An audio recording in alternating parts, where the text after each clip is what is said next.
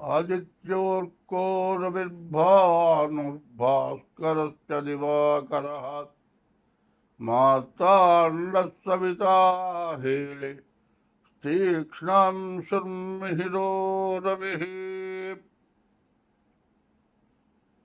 गुरुर्ब्रह्मा गुरुर्विष्णुः गुरुदेवो महेश्वरः गुरु साक्षात् परब्रह्म तस्मै श्रीगुरवे नमः।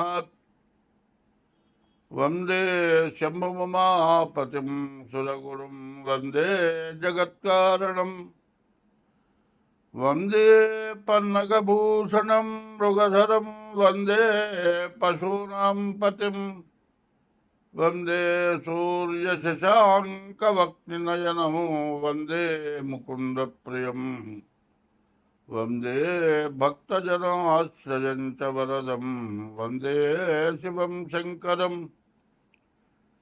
ओंकारमन्त्रसंयुक्तं नित्यं ध्यायन्तो योगिनः कामदं मोक्षदं तस्मै ओंकाराय नमो नमः। नमस्ते देवदेवेश नमस्ते परमेश्वर नमस्ते वृषभारूढ़ नकाराय नमो नमः।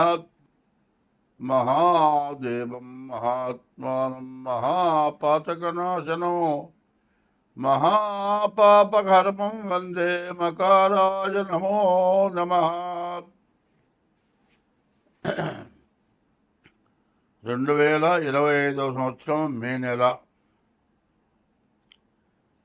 ఈ నెల మేషరాశి ఫలితాలు చెప్పుకుందాం. ఈ మేషరాశిలో ఈ నెలలో గ్రహాల మార్పులు చాలా వచ్చినాయి. ఏమిటంటే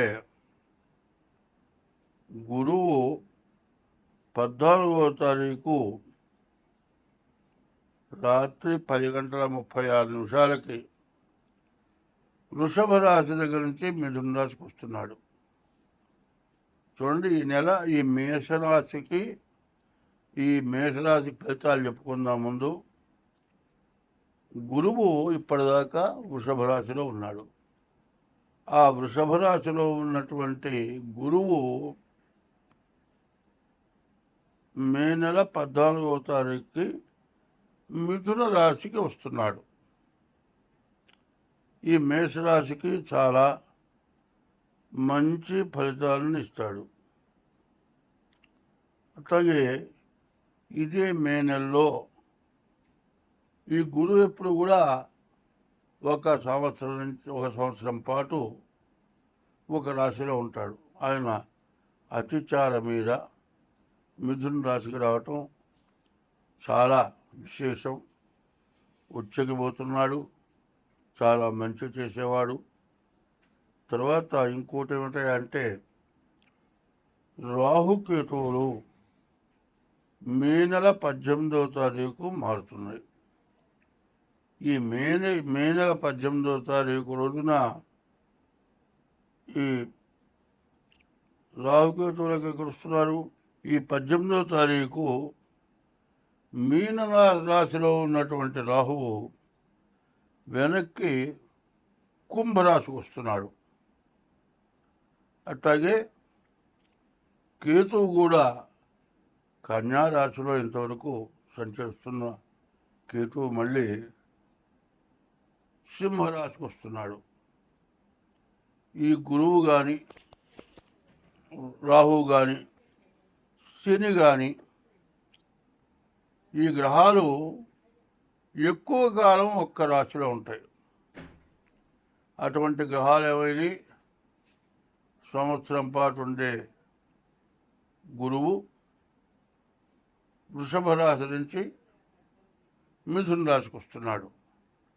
అట్లాగే సంవత్సరం 6 మాసాలు ఉండేటువంటి రాహువు మే నెల 18వ తారీఖు రోజున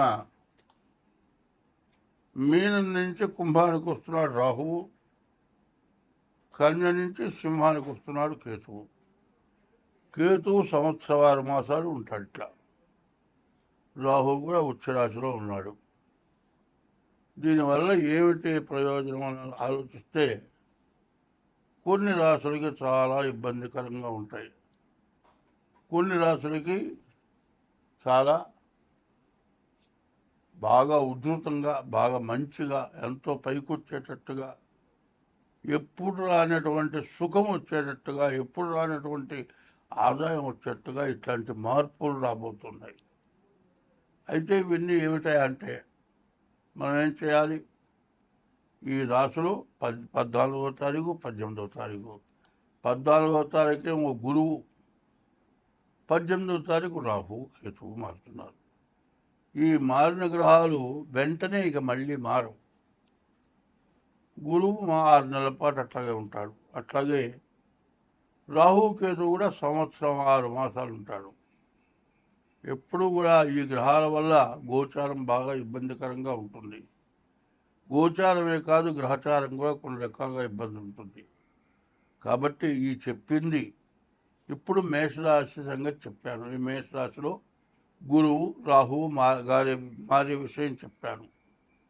దీన్ని మేషరాశి వరకు నుండి మీనరాశి వరకు మొట్టమొదటి ఇప్పుడు చెబుతున్నది వేసుకోవాలి.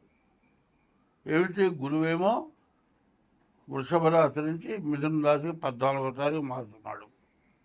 అట్లాగే రాహువు, కేతువు మే నెల 18వ తారీఖుకి రాహువేమో మీనం నుంచి కుంభానికి, కేతువేమో కన్య నుంచి సింహానికి మారటం జరుగుతుంది. దీనివల్ల రకరకాలైన సమస్యలు వస్తాయి. ఈ సమస్యలు ఒక్క రకంగా చెప్పడానికి వీలు కాదు. అందులో శనేమో 2 సంవత్సరాలు 6 మాసాలు మారే శని మొన్న 30వ తారీఖుకి మీన రాశికి వచ్చాడు. ఈ శని కూడా 2 సంవత్సరాలు 6 మాసాలు మీనంలోనే ఉంటాడు. మరి జాతకాలు కూడా చాలా తారుమారుగా ఉండేటువంటి లక్షణాలు బాగా ఉన్నాయి. అందువల్ల ప్రతి వాళ్ళు కూడా మీ యొక్క డేట్ ఆఫ్ బర్త్ ద్వారా, పుట్టిన తారీఖు, నెల, సంవత్సరం ద్వారా జన్మలగ్నం వస్తుంది. ఆ జన్మలగ్నం చూపించుకోవాలి. గోచారం అంటే 25 వంతులే. జన్మలగ్నం బట్టి వచ్చేది 75 వంతులు. ఈ రెండు కలిసి జాతకం జరుగుతుంది. ప్రధానమైన గ్రహాలు 3 కూడా మారటం చేత చాలా సమస్యలు వచ్చేట్టుగా ఉన్నాయి. దేశానికి, ప్రపంచానికి కూడా సమస్యలు, ప్రతి మానవుడికి కూడా ఎక్కువ సమస్యలు వచ్చే లక్షణం బాగా కనబడుతుంది. బాగా గుర్తించాలి. ఇది గుర్తించి ప్రతివాడు కూడా మీ జాతకం చూపించుకోవాలి. ఎందుకంటే తారుమారైన తర్వాత ఆలోచన కాదు, ముందుగా ఆలోచించుకొని నేను చెప్పింది ప్రతి మేషరాశి దగ్గర నుంచి మీన రాశి వరకు కూడా ముందుగా ఇది కలపండి. ఈ యూట్యూబ్ వారికి ప్రత్యేకించి చెబుతున్నా. ఏ రాశికి ఆ రాశికి గురువుని గురించి కానీ, రాహుని గురించి కానీ, కేతువుని గురించి కానీ చెప్పటం ఇదే చెప్పాలి, వేరే చెప్పేది ఏమీ లేదు. కాబట్టి మరి ఈ తీసే యూట్యూబ్ వారు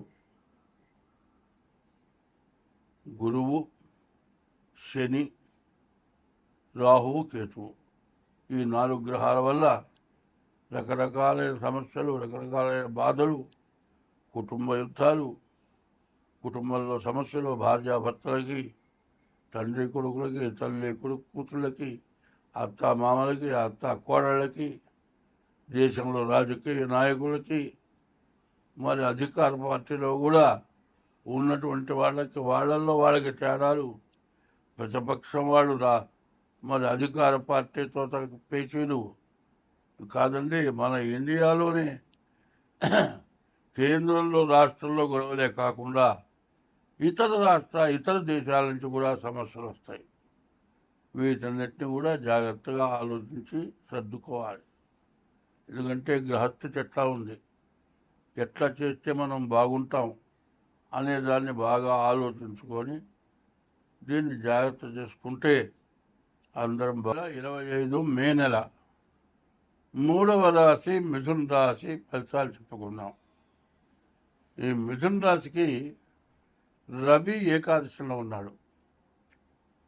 9 గ్రహాల్లో ప్రధానమైన గ్రహం రవి, సూర్యుడు. హస్త సాముద్రికలో ఒకటే చెప్పాడు, ఎవరికైతే రవి బాగుంటాడో వాడు మంచి విద్యావేత్త అవుతాడు, మంచి సంపాదన పరుడవుతాడు, ఉన్నత స్థాయిలో ఉంటాడు, బాగా సంపాదిస్తాడు, తాను తిని 10 మందికి పెట్టేటట్టుగా ఉంటాడు అని హస్త సాముద్రికంలో చెప్తుంది. దాదాపు చేతిలో 11 రకాల రేఖలు ఉన్నాయి. ఇన్ని రేఖల్లో రవి రేఖ లేకపోతే వాడి జీవితం వ్యర్థం అని హస్త సాముద్రికలో చెప్పింది, నేను చెప్పటంలా. అటువంటి రవి ఈ మిథున రాశికి ఏకాదశంలో ఉన్నాడు. తర్వాత గురువు కూడా రేపు వచ్చే 14వ తారీఖు మిథున రాశిలోకి వస్తూ ఉన్నాడు. తర్వాత శుక్రుడు, బుధుడు వ్యాపారస్తులకు బాగా కలిసి వస్తుంది. మరి శుక్రుడు కూడా బాగున్నాడు. ఈ శుక్రుడు వల్ల వివాహాలు, శుభకార్యాలు, ఇల్లు కొనుక్కోవడానికి, పొలాలు కొనుక్కోవడానికి బాగా ఉపయోగపడుతుంది. అట్లాగే గురువు బాగున్నాడు, రవి బాగున్నాడు. 4 గ్రహాలు పూర్తిగా బాగున్నాయి ఈ రాశి ప్రకారం. తర్వాత మీ జన్మలగ్నం చూపించుకోండి. జన్మలగ్న రీత్యా మీరు అనుసరించాలి. అంటే గోచారం ఏమో 25 వంతులే. ఇప్పుడు నేను చెప్పేది గోచారం. ఈ గోచారం కూడా ఎట్లా వస్తుంది? మీరు పుట్టిన రోజు నక్షత్రాన్ని బట్టి గోచారం వస్తుంది. ఇష్టం వచ్చిన పేరు పెట్టి పిలిస్తే అది గోచారం కాదు. జన్మ నక్షత్ర రీత్యా పేర్లు ఉంటాయి, అక్షరాలు ఉంటాయి. ఆ రకంగా పేరు ఇస్తేనే గోచారం అవుతుంది. ఇది కానప్పుడు జన్మలగ్నం 2 రకాలు జరుగుతుంది. గోచారం 25 వంతులు, 75 వంతులు గ్రహచారం లగ్నాన్ని బట్టి ఉంటుంది. కాబట్టి గోచారం చాలా బాగుంది మిథున రాశికి. ఎప్పుడూ చూడనటువంటి మంచి రోజులు చూడబోతున్నారు. వివాహాది శుభకార్యాలు జరుగుతాయి. ఇంతకుముందు వివాహమై భార్యాభర్తలకు ప్రతికూలత కలిగి కోర్టుకు వెళ్ళి దావా చేసుకొని డైవర్స్ రాక ఇబ్బంది పడి, పెళ్లి కాక ఇబ్బంది పడి ఉండేవాళ్ళకు కూడా వివాహం అవటానికి బాగా అవకాశం ఉంది. కానీ ఇది గోచార రీత్యా చెబుతున్నాను. జన్మలగ్న రీత్యా కూడా ఈ వివాహ శుభకార్యాలు కలిసి రావాలి. అట్లా రావాలంటే జన్మలగ్న రీత్యా కూడా చూపించుకోండి. అందులో ఇప్పుడు ప్రత్యేకించి జరుగుతుంది అంటే ఏంటంటే, అసలు వివాహం కావటానికి పిల్లలే దొరకపోవటం. ఒకవేళ ఎట్టా పిల్ల దొరికి వివాహం జరిగితే ఇద్దరికి పేచీ రావటం, కోర్టుకి ఎక్కటం, ఎన్నాళ్ళకి వివాహం కాకపోవటం, వయస్సు మించిపోవటం, పెళ్ళి కాకపోవటం, జీవితంలో పెళ్ళి జరగనటువంటి పరిస్థితులు వస్తున్నాయి. అయినేందంటే ఏ వయసులో జరగాల్సింది ఆ వయసులో జరగక ఇబ్బంది పడుతూ ఉన్నారు. దీని గురించి కన్న పిల్లలకి వివాహం కాక తల్లిదండ్రులు రోగగ్రస్తులు అవుతున్నారు. కాబట్టి ఈ రాశివాడు ముందుగా ఈ రాశివాడే కాదు, ఎవరైనా సరే వివాహం కావటం లేదు అంటే ఏమిటి?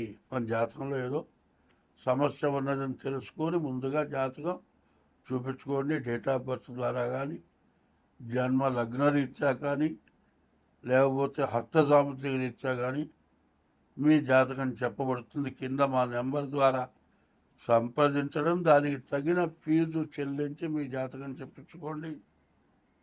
మీకు అన్ని విధాలా బాగుండేట్లుగా చెప్పగలుగుతాం. చాలామంది షష్టాష్టకాలు, కాలసర్ప దోషాలు, కుజ దోషాలు, ఇట్లాంటి దోషాలతో వివాహం చేసుకొని తర్వాత సమస్యలు లోనవుతున్నారు. ఇటువంటి సమస్యలు లేకుండా ఎంతోమంది మా దగ్గర బాగుపడ్డారు. కాబట్టి బాగా ఆలోచించుకొని మీ డేట్ ఆఫ్ బర్త్ ద్వారా మీ జాతకం చూపించుకోండి. అన్ని విధాలా బాగుంటుంది. స్వస్తి.